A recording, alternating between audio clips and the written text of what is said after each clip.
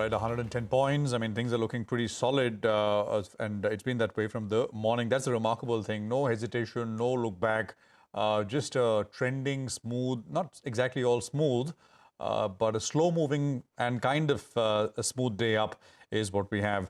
But the Bajaj twins, of course, are having the most outsized influence, but it's not contributing. I mean, 35 of the 100 index points are coming in from Bajaj, so that's 35% of gains from the Bajaj twins. Reliance is adding another 12 index points. So, between the Bajaj twins and Reliance, that is, 45 points or so. And then you throw in an ICICI Bank that's, those four stocks, essentially about 50% of the 100-point move that we have going on as far as markets are concerned.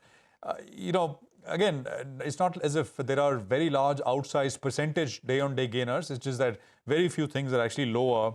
Kotak, Mahindra, Maruti, HDFC Limited, and Cipla are some which are actually marginally down on a day like today. Devang Mehta is with us of Centrum Wealth. Devang, pleasure having you with us here in the program. Thanks very much. So the rally has continued, and it's tempting to think, isn't it, that FIs, while they've been buyers, they've bought a little around $4.5 billion of stock. As they were selling, they sold almost, $30 billion, right? So the mind wonders, what if another $5 billion comes in? We're about 3% from previous all-time highs, Devang. Your thoughts?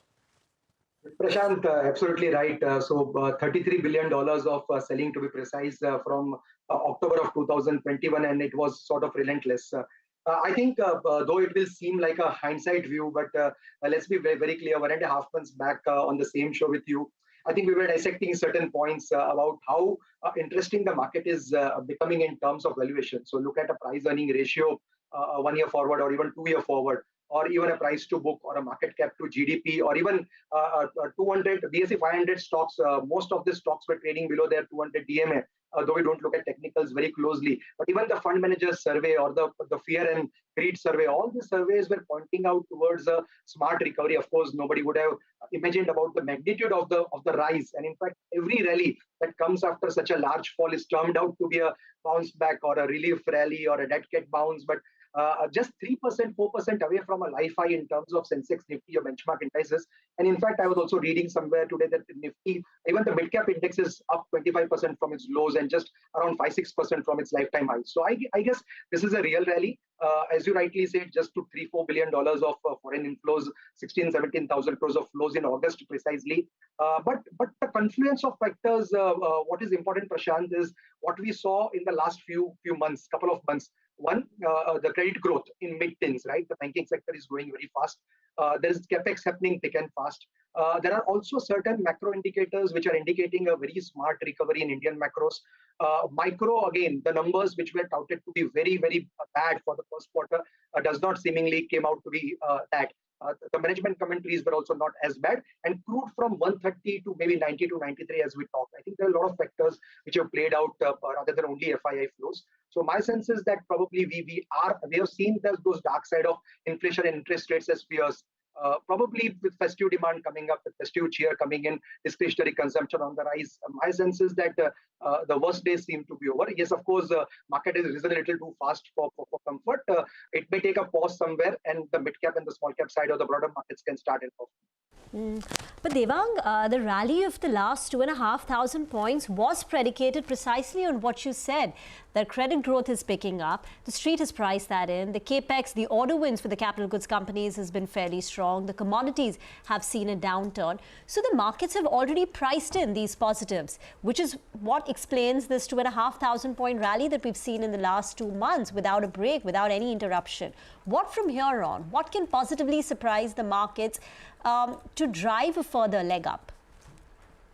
I think the markets now probably have sort of come out of the rhetoric of inflation and interest rates or high commodity prices. So we know that commodity prices are headed lower to be probably in a way. Second is inflation cooling off a little bit. Again, it's not cooling off as the economies would want it to be. But most of the inflation data in the last 2-3 days in India also saw that with good monsoons also, and with RBI talking a little more positive in terms of being not accommodative, but at least not shotting the bullet and talking about very high interest rates over a period. I think one thing is now digested by the market. Second, I think the market now looks at individual companies, individual sectors, and a lot of sectors have now come to the fore. So this recovery has generally been very smart across the board, right from auto to BFSI to even IT now seeing a bit of buying. A lot of these sectors have come back, discretionary consumption. A lot of these companies like the Page Industries or Titans of the world or even Asian Paints and Pidilite, be it building materials, are all very close to their life highs. So my sense is market is now looking at forward earnings. The commentaries have been good. A lot of these companies have been able to take price hikes. So earnings is, I think, the center point which market would look at without any geopolitical tension which can come to the fore. I think we have probably headed higher than lower. All right. Hi, Devang. Good morning. So, last time we spoke, you were talking about how you like the entire FMCG space, the consumption space, building materials, autos, and you expect quite a bounce in that. We have got that bounce, but do you think even at these levels, it's advisable to, get into these spaces? Pavitra, what we did is after seeing a huge fall, so of course it makes you a lot more sort of matured when you do a hindsight analysis. The last 6 months were particularly very bad. From July, we saw good recoveries in our portfolios. But what happened is when we went back to the drawing table, we saw that all these companies, the sectors that you talked about, the consumption sector, IT, building materials, a lot of these banks who are sort of market leaders or emerging market leaders, even a lot of mid-cap companies which are part of our portfolios, we went back and checked that whether these companies in difficult cycles also grow, whether these companies in the last 3 year, 5 year, 10 year, and what are the forward-looking estimates on the Bloomberg or the consensus estimates for the next 2-3 years. We found that a lot of these companies, the model portfolio that we run has an average ROE of 27 to 30%.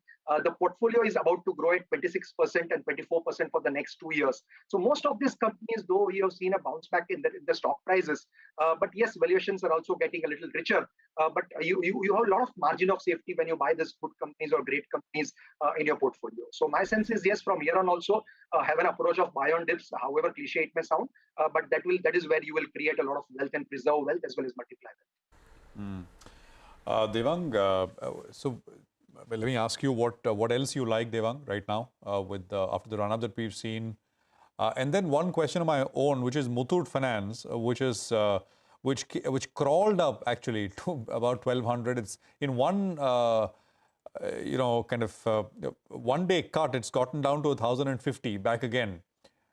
Any thoughts specifically on that? First, what do you like, and then if you have a view, Muthoot Finance. So clearly, I talked about a lot of sectors like building materials, discretionary consumption, non-discretionary consumption, all this. But one sector you can't miss. Of course, again, it's a consensus call. I know people will say that. But BFSI as a universe, banking, financial services, insurance, NBFCs.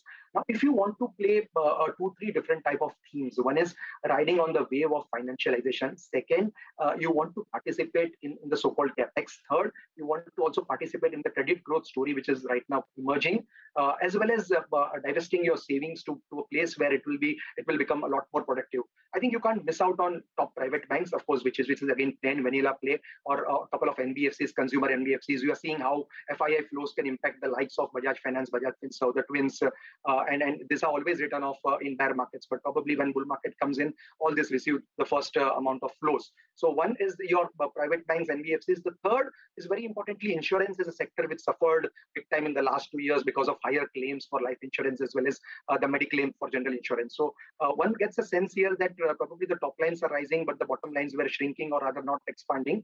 You will get a good base effect in this insurance companies as well as a lot of intermediaries which are also riding the wave of financialization. So one sector I think you should not miss out, and these are all companies which have come down to reasonable valuations.